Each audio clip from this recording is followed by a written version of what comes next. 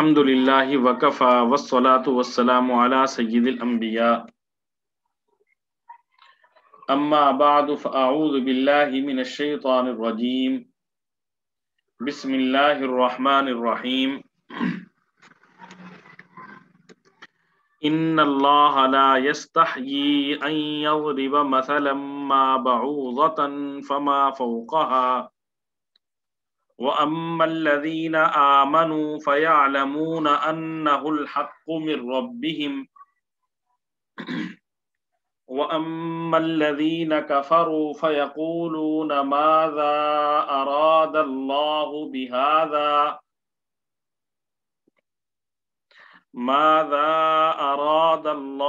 بِهَذَا مَثَلًا يضل به كثيرا ويهدي به كثيرا وما يضل به إلا الفاسقين صدق الله العظيم إن الله لا يستحيي أن يضرب مثلا ما بعوضة فما فوقها فأما الذين آمنوا فيعلمون أنه الحق من ربهم وأما الذين كفروا فيقولون ماذا أراد الله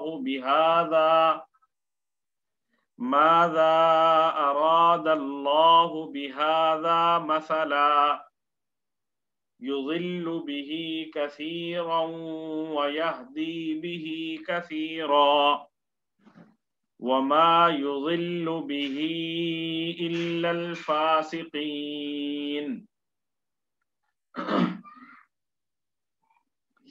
الحمدللہ اب تک ہمارے سبق میں قرآن پاک کی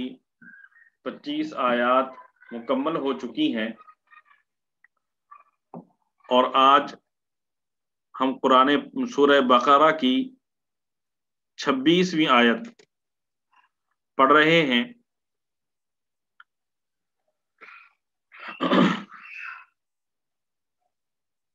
اس آیت میں حق تعالی شانہ فرما رہے ہیں ان اللہ لا یستحیی، بے شک اللہ تعالی نہیں شرماتا، ان یضرب مثلا ما بعوضة فما فوقها، کہ اللہ تعالی مثال بیان کرے مچھر کی یا اس سے بڑی کسی چیز کی۔ فَأَمَّا الَّذِينَ آمَنُوا فَيَعْلَمُونَ، پس ایمان والے جانتے ہیں، أَنَّهُ الْحَقُّ مِنْ رَبِّهِمْ، کہ یہ ان کے رب کی جانب سے برحق ہے۔ وَأَمَّا الَّذِينَ كَفَرُوا فَيَقُولُونَ مَاذَا أَرَادَ اللَّهُ، جبکہ کفار کہتے ہیں اللہ تعالی اس مثال سے کس چیز کا ارادہ فرما رہے ہیں؟ ماذا اراد اللہ بہذا مثلا، اللہ تعالی اس مثال کے ذریعے کس چیز کا ارادہ کر رہے ہیں؟ یضل به کثیرا ویہدی به کثیرا، آگے اللہ تعالیٰ فرماتے ہیں کہ اللہ تعالیٰ اس جیسی مثالوں کے ذریعے بہت سارے لوگوں کو گمراہ کرتے ہیں اور بہت سارے لوگوں کو ہدایت دیتے ہیں۔ وما يضل به الا الفاسقین، اور گمراہ تو اللہ تعالی صرف فاسقوں کو کرتے ہیں، اللہ تعالی صرف فاسقوں کو گمراہ کرتے ہیں۔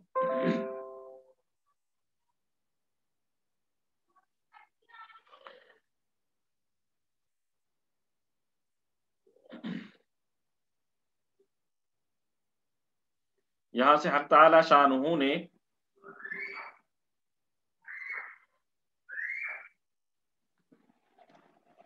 اس آیت میں حق تعالی شانہ کفار کے ایک اعتراض کا جواب دے رہے ہیں۔ اعتراض کفار کا یہ تھا کہ تم کہتے ہو کہ یہ اللہ تعالی کا کلام ہے، تو اللہ کا جو کلام ہے اس میں چھوٹی چھوٹی چیزوں کی مثالیں ذکر نہیں ہونی چاہیے۔ جیسے کئی جگہوں پہ حق تعالی شانہ نے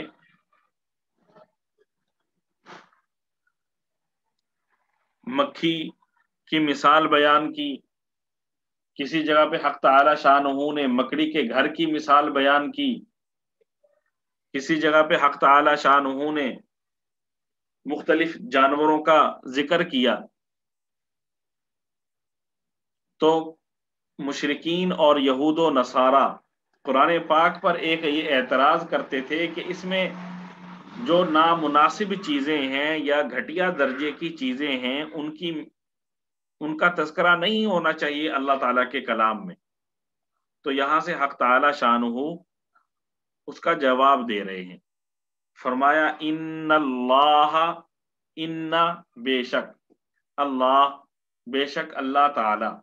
لا یستحیی نہیں شرماتا، ان یضرب کہ وہ بیان کرے، مثلا ما کوئی مثال، بعوضۃ مچھر کی، فما فوقها یا مچھر سے بڑھ کر کسی چیز کی، فَأَمَّا الَّذِينَ آمَنُوا بہرحال ایمان والے، فَيَعْلَمُونَ وہ خوب جانتے ہیں، أَنَّهُ الْحَقُّ مِنْ رَبِّهِمْ کہ اللہ تعالیٰ یہ جو مثال بیان کر رہے ہیں یہ اللہ کی جانب سے برحق ہے۔ وَأَمَّا الَّذِينَ كَفَرُوا فَيَقُولُونَ اور جو کفار ہیں وہ کہتے ہیں، ماذا اراد اللہ بہذا مثلا اللہ تعالی نے اس مثال کے ساتھ کس چیز کا ارادہ فرمایا ہے؟ آگے اللہ تعالیٰ جواب میں فرماتے ہیں، یضل بہ کثیرا ویہدی بہ کثیرا اس کے ذریعے یعنی اس قسم کی مثالوں کے ذریعے اللہ تعالی بہت سارے لوگوں کو گمراہ کرتے ہیں اور بہت سارے لوگوں کو اللہ تعالی ہدایت عطا فرماتے ہیں۔ وما یضل بہ الا الفاسقین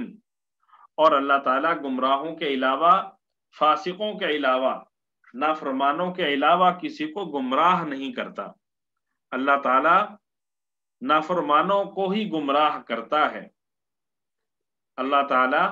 نافرمانوں کو ہی گمراہ کرتا ہے۔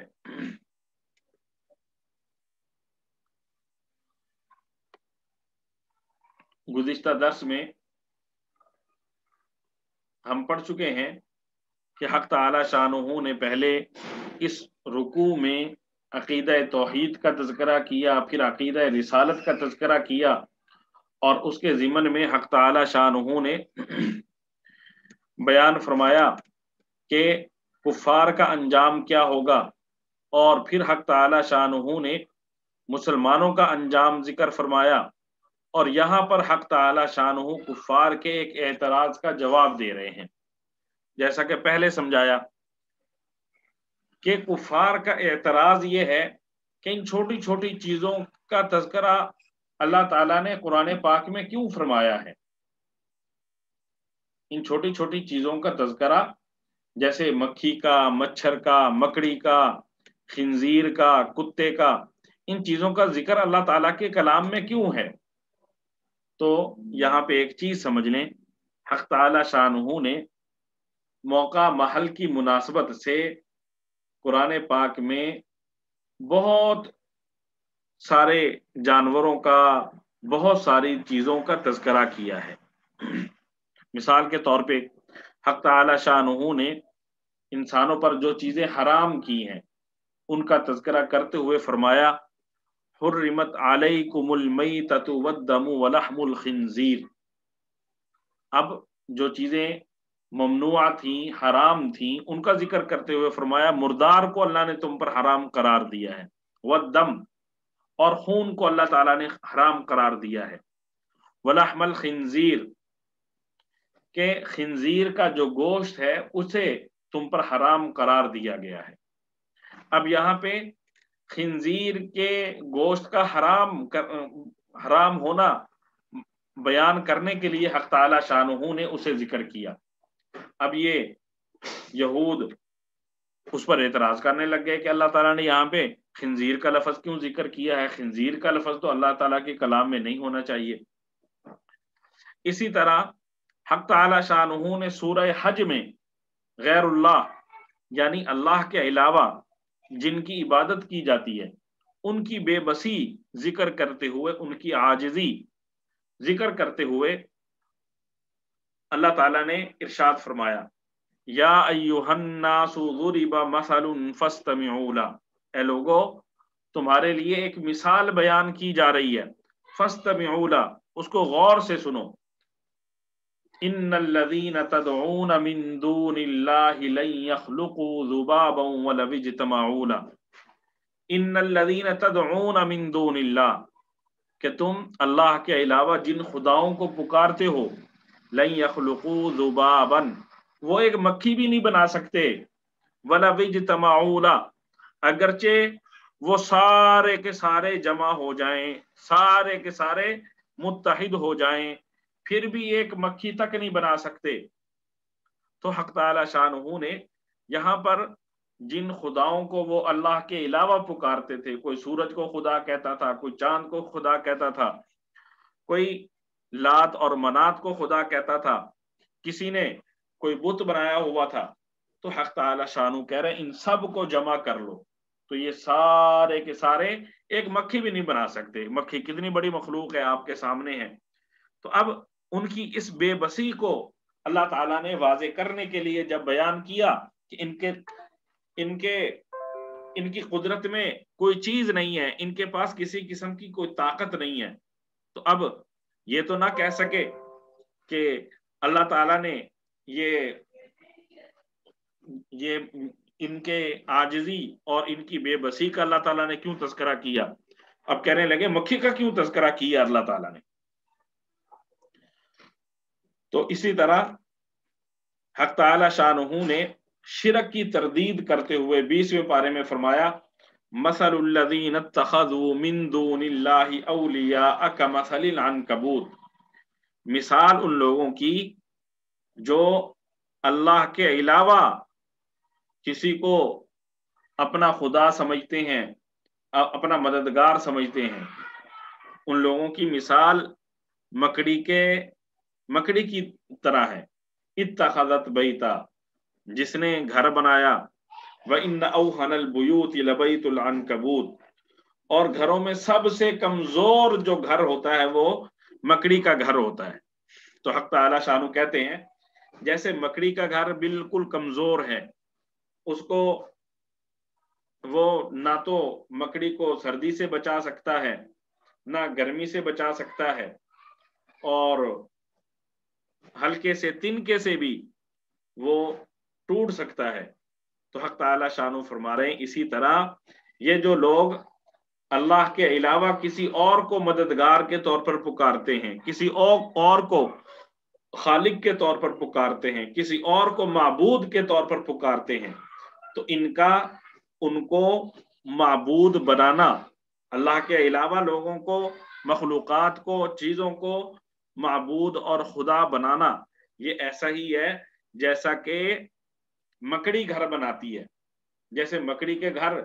کوئی پائیدار نہیں ہوتا، اسی طرح جو ان کے خدا ہیں جن کو یہ اللہ کے علاوہ پکارتے ہیں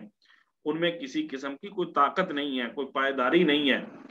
اور اس لائق نہیں ہے کہ انہیں اللہ تعالیٰ کے مقابلے میں مشکل کشا سمجھا جائے یا وہ اللہ تعالیٰ کے مقابلے میں کچھ کام بنا سکیں یا اللہ کے مقابلے میں کسی کام کو بگاڑ سکیں۔ تو یہ چند مثالیں آپ کے سامنے ذکر کی کہ حق تعالی شانہ نے اس طرح جو مختلف مضامین سمجھانے کے لیے جو ان مخلوقات کا، اپنی مخلوقات کا تذکرہ کیا، تو اب ان کفار نے، یہود و نصارہ نے اور مشرکین نے قرآن پاک پر اعتراض کرنا شروع کر دیا کہ قرآن پاک میں یہ اللہ کی مخلوق ہے، یہ اللہ کا کلام ہے، تو اس کلام میں ان چھوٹی چھوٹی مخلوقات کا ذکر نہیں ہونا چاہیے۔ تو حق تعالی شانہ یہاں پہ ان کا جواب دے رہے ہیں، ان اللہ لا یستحیی ان یضرب مثلا ما بعوضۃ فما فوقها۔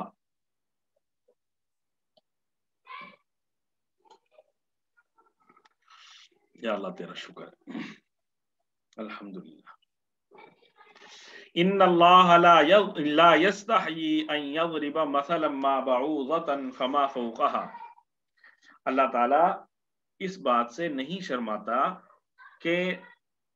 وہ مثال بیان کرے بعوضۃ مچھر کی، فما فوقها یا اس سے بڑی چیز کی، یعنی اللہ تعالیٰ نے تمہیں سمجھانے کے لیے یہ ساری چیزیں بیان کی ہیں۔ اگر تمہاری سمجھ میں چھوٹی سی چیز کے ساتھ کوئی چیز آ سکتی ہے، کوئی بات آ سکتی ہے تمہاری سمجھ میں، تو حق تعالی شانہ اس کے لیے چھوٹی چیز کی مثال بیان کریں گے، اور اگر تمہاری سمجھ میں کسی بڑی چیز کا تذکرہ کر کے کوئی بات سمجھ آئے گی تو حق تعالی شانہ وہاں پر اس بڑی چیز اور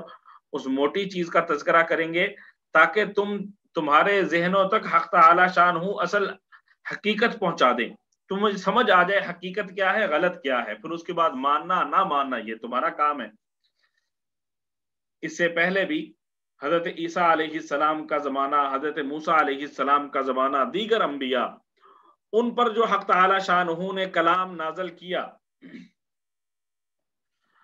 اس کلام میں بھی حق تعالی شانہ نے مختلف مثالیں بیان کی،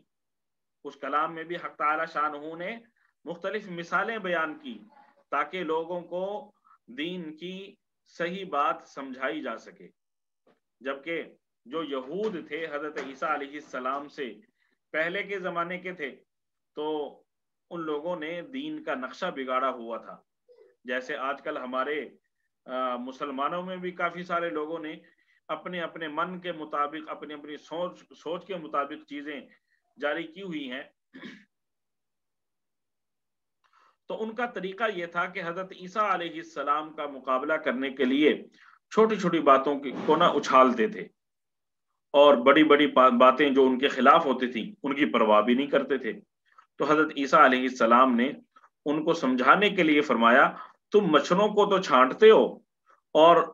اونٹ آ جائے تو اس کو نگل جاتے ہو، یعنی چھوٹی چھوٹی باتیں اپنے مقاصد کے لیے اچھالتے ہو اور بڑی بڑی باتوں کی طرف کوئی توجہ ہی نہیں دیتے۔ تو ایسا ہی یہ حضور صلی اللہ علیہ وآلہ وسلم کے زمانے میں جو یہود تھے وہ بھی یہی کرتے تھے کہ اب انہوں نے پکڑ لی یہ بات کہ حضور صلی اللہ علیہ وآلہ وسلم پر یہ جو قرآن نازل ہو رہا ہے اس میں ان چھوٹی چھوٹی مخلوقات کا، ان چھوٹی چھوٹی چیزوں کا تذکرہ کیوں ہے؟ تو حق تعالی شانہ فرما رہے ہیں فَأَمَّا الَّذِينَ آمَنُوا فَيَعْلَمُونَ أَنَّهُ الْحَقُّ مِنْ رَبِّهِمْ، ایمان والوں کو تو یقین ہے کہ یہ اللہ کی جانب سے برحق ہے، اللہ نے یہ مثال بیان کی ہے، یہ برحق ہے۔ وَأَمَّا الَّذِينَ كَفَرُوا فَيَقُولُونَ مَاذَا أَرَادَ اللَّهُ بِهَذَا مَثَلًا، کافر کہتے ہیں اللہ تعالیٰ اس مثال کے ساتھ پتہ نہیں کیا چاہتے ہیں، کہیں اللہ تعالیٰ نے مکڑی کا ذکر کر دیا، کہیں مکھی کا، تو پتہ نہیں اللہ تعالیٰ اس کے ساتھ کیا چاہتے ہیں۔ فرمایا ان کے دماغ ٹیڑھے ہیں، اسی لیے تو یہ اعتراض کرتے ہیں۔ اللہ تعالیٰ نے فرمایا یضل بہ کثیرا ویہدی بہ کثیرا، اللہ تعالیٰ اس کے ذریعے بہت سارے لوگوں کو گمراہ کرتا ہے جن کے دماغ صاف نہیں، ضدی ہیں، جو لوگ ماننے کے لیے تیار نہیں ہیں، تو ایسے لوگوں کو اللہ تعالیٰ گمراہ کر دیتا ہے۔ وَيَهْدِي بِهِ كَثِيرًا، اور بہت سارے لوگوں کو ان مثالوں کے ذریعے اللہ تعالیٰ ہدایت دیتا ہے، جو ان مثالوں میں غور و فکر کر کے مقصد کو سمجھ جائیں، حقیقت کو سمجھ جائیں، تو اللہ تعالیٰ انہیں پھر ہدایت بھی عطا فرما دیتے ہیں۔ وَمَا يُضِلُّ بِهِ إِلَّا الْفَاسِقِينَ، ان مثالوں کے ذریعے اللہ تعالیٰ نافرمانوں کو گمراہ کرتا ہے، ان مثالوں کے ذریعے اللہ تعالیٰ نافرمانوں کو گمراہ فرماتے ہیں، جو فرما بردار ہیں ان کو حق تعالی شانہ گمراہ نہیں کرتے۔ آگے نافرمان کون لوگ ہیں، نافرمان کون لوگ ہیں، ان کے بارے میں حق تعالی شانہ نے فاسقین اور نافرمانوں کے بارے کی وضاحت کرتے ہوئے حق تعالی شانہ نے ارشاد فرمایا الذین ینقضون عہد اللہ من بعد میثاقہ ویقطعون ما امر اللہ بہ ان یوصل ویفسدون فی الارض اولئک هم الخاسرون۔ الذین، جو لوگ، ینقضون، توڑتے ہیں، عہد اللہ، اللہ کا عہد، من بعد میثاقہ، اس عہد کو پختہ کرنے کے بعد، وَيَقْطَعُونَ، اور کاٹتے ہیں، ما امر اللہ بہ ان یوصل، ان چیزوں کو جن کو جوڑنے کا اللہ نے حکم دیا ہے، وَيُفْسِدُونَ فِي الْأَرْضِ، اور زمین میں فساد مچاتے ہیں، اولئک هم الخاسرون، یہی لوگ نقصان اٹھانے والے ہیں۔ الذین ینقضون عہد اللہ من بعد میثاقہ، جو لوگ اللہ سے کیے ہوئے عہد کو پختہ کرنے کے بعد بھی توڑ دیتے ہیں، وَيَقْطَعُونَ مَا أَمَرَ اللَّهُ بِهِ أَن يُوصَلَ، اور کاٹ ڈالتے ہیں ان رشتوں کو جنہیں اللہ نے جوڑنے کا حکم دیا ہے، وَيُفْسِدُونَ فِي الْأَرْضِ، اور زمین میں فساد مچاتے ہیں، اولئک هم الخاسرون، ایسے لوگ ہی بڑا نقصان اٹھانے والے ہیں۔ الذین، جو لوگ، ینقضون، توڑتے ہیں، عہد اللہ، اللہ کا عہد، من بعد میثاقہ، اس کو پختہ کرنے کے بعد، ویقطعون، اور کاٹ ڈالتے ہیں یا توڑ ڈالتے ہیں، ما امر اللہ بہ ان یوصل، ما امر اللہ، جن کے بارے میں اللہ نے حکم دیا ہے، بہ ان یوصل، کہ انہیں ملایا جائے، تو ان کو کاٹ ڈالتے ہیں، وَيُفْسِدُونَ فِي الْأَرْضِ، اور زمین میں فساد مچاتے ہیں، اولئک هم الخاسرون، یہی لوگ نقصان اٹھانے والے ہیں۔ یہاں پہ حق تعالی شانہ نے فساق، فجار اور نافرمانوں کی پہلی نافرمانوں کی علامات یا صفات بیان کرتے ہوئے فرمایا، پہلی چیز الذین ینقضون عہد اللہ من بعد میثاقہ، جو لوگ اللہ کے عہد کو اس کے مضبوط کرنے کے بعد توڑتے ہیں، جو لوگ اللہ کے عہد کو اس کو پختہ کرنے کے بعد توڑتے ہیں۔ تو یہ کون سا عہد یہاں پہ مراد ہے اور اس کا کیا مطلب ہے، اس کے بارے میں مفسرین کا اختلاف ہے، اس کے بارے میں مفسرین کا اختلاف ہے۔ مفسرین کا ایک طبقہ کہتا ہے اس عہد سے مراد وہ عہد ہے جو حق تعالی شانہ نے انسان کی پیدائش سے پہلے انسانوں کی ارواح کو جمع کر کے سب ارواح سے حق تعالی شانہ نے جو عہد لیا تھا اس کو کہتے ہیں عہد الست۔ تو یہاں پر مفسرین کہہ رہے ہیں ینقضون عہد اللہ، اللہ کے عہد سے مراد وہ عہد ہے جو عہد الست کے نام سے مشہور ہے۔ عہد الست کیا ہے؟ حق تعالی شانہ نے جب انسانوں کو پیدا کرنے کا فیصلہ فرمایا تو اللہ تعالیٰ نے تمام انسانی روحوں کو سب سے پہلے پیدا کیا، اور ان تمام انسانی روحوں کو اللہ تعالیٰ نے ایک بڑے میدان میں جمع کیا، جیسے چونٹیاں ہیں تو اس وقت انسانی ارواح چونٹیوں کی مانند چھوٹی چھوٹی تھی، تو حق تعالی شانہ نے ان کو جمع کر کے ان سے عہد لیا۔ عہد کیا تھا کہ حق تعالی شانہ نے ان سے فرمایا، 9ویں پارے میں حق تعالی شانہ ذکر کر رہے ہیں، فرمایا الست بربکم، سب کو فرمایا الست بربکم، کیا میں تمہارا رب نہیں ہوں؟ تو سب نے کہا بلا، کیوں نہیں، آپ ہمارے رب ہیں۔ تو شاید اس کا تذکرہ پہلے بھی گزرا کہ یہ عہد اللہ تعالیٰ نے سب انسانوں سے لیا، سب انبیاء، اولیاء، صحابہ، باقی نافرمان، مسلمان، ہر قسم کے لوگوں سے اللہ تعالیٰ نے یہ عہد لیا۔ تو ظاہر ہے ہم جو عام انسان ہیں ہمیں اس کا شعور بھی نہیں کہ اللہ تعالیٰ نے ہم سے یہ عہد لیا تھا یا نہیں، لیکن قرآن نے بیان کیا تو اب ہم مانتے ہیں کہ ہاں واقعتاً اللہ تعالیٰ نے یہ عہد لیا تھا۔ تو بعض ملحدین اور منکرین نے یہ اعتراض کیا کہ ہمیں تو یہ یاد نہیں ہے، پتہ نہیں اللہ نے یہ عہد لیا بھی کہ نہیں لیا۔ تو اس کا جواب یہ ہے کہ واقعتاً انسانی جو حافظہ ہے وہ ان افراد کے اعتبار سے مختلف ہوتا ہے۔ بعض افراد تھوڑی دیر بعد بھول جاتے ہیں، انہیں پتہ ہی نہیں ہوتا میں نے تھوڑی دیر پہلے کیا کیا تھا، کیا کھایا تھا، کیا پیا تھا، کوئی جتنا مرضی یاد کروا لے۔ بعض اوقات ایک دن کے بعد بندہ بھول جاتا ہے، بعض اوقات 2 دن کے بعد، اور اسی طرح حافظہ تیز لوگوں کا ہوتا ہے تو ان کو 10 سال پرانی بات بھی یاد رہتی ہے، جزئیات کے ساتھ یاد رہتی ہے۔ اسی طرح اللہ تعالی نے جو اپنے مقربین لوگ ہیں ان کو حق تعالی شانہ نے حافظہ بھی تیز دیا ہوتا ہے، اور اس کے نتیجے میں ان کے ساتھ جو اس دنیا میں آنے سے پہلے حالات و واقعات پیش آئے وہ بھی انہیں بعض اوقات یاد ہوتے ہیں۔ جیسے کتابوں میں حضرت علی رضی اللہ تعالیٰ عنہ کا فرمان موجود ہے کہ حضرت علی رضی اللہ تعالیٰ عنہ نے فرمایا کہ مجھے وہ عہد الست اب بھی یاد ہے۔ اسی طرح حضرت سہیل بن عبداللہ اولیاء اللہ میں سے گزرے ہیں، وہ بھی کہتے ہیں کہ مجھے وہ عہد الست یاد ہے۔ اسی طرح میں ایک جگہ پہ پڑھ رہا تھا، حضرت خواجہ بہاؤالدین زکریا ملتانی رحمت اللہ علیہ،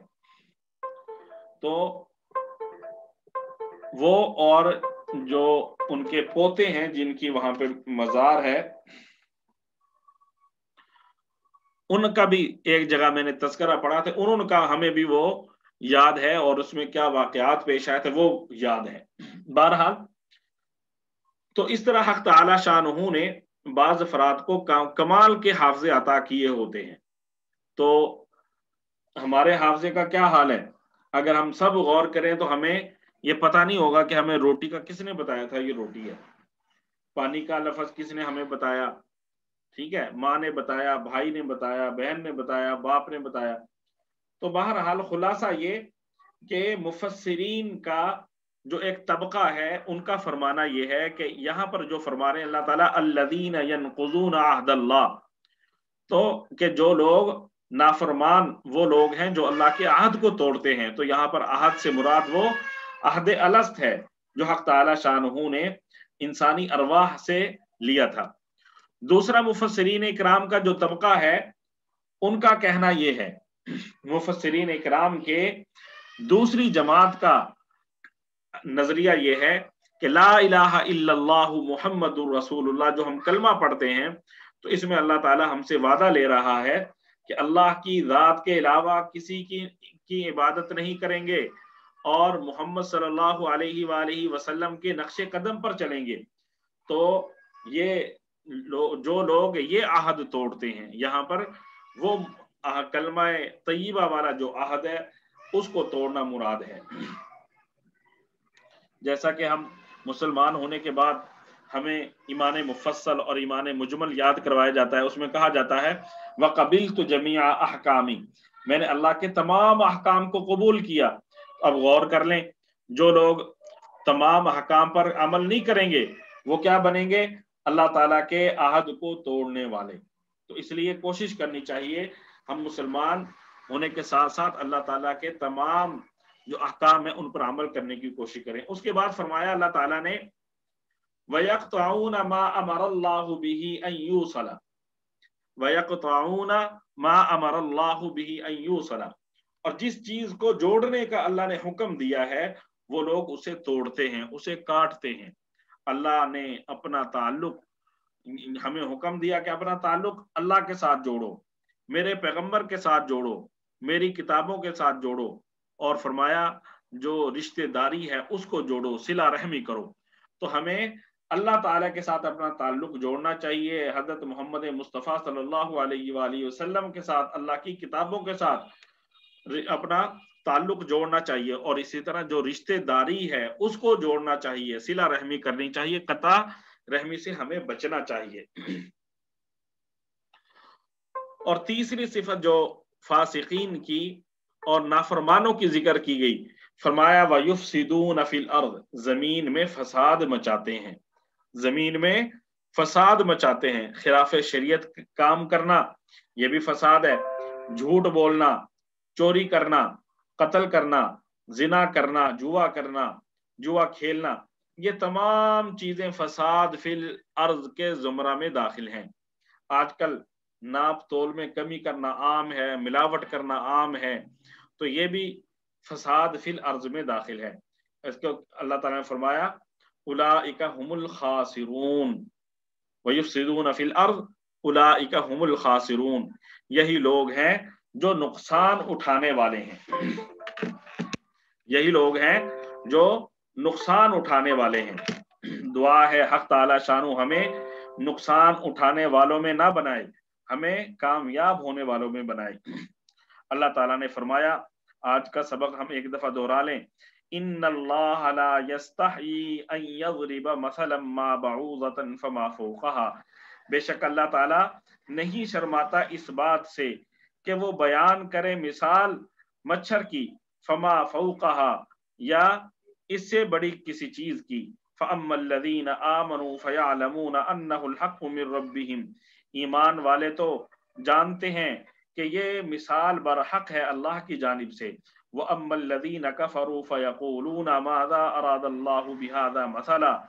کفار کہتے ہیں اللہ نے اس مثال سے کس چیز کا ارادہ کیا ہے، يُضِلُّ بِهِ كَثِيرًا وَيَهْدِي بِهِ كَثِيرًا، اللہ تعالیٰ ایسی چیزوں کے ذریعے بہت سارے لوگوں کو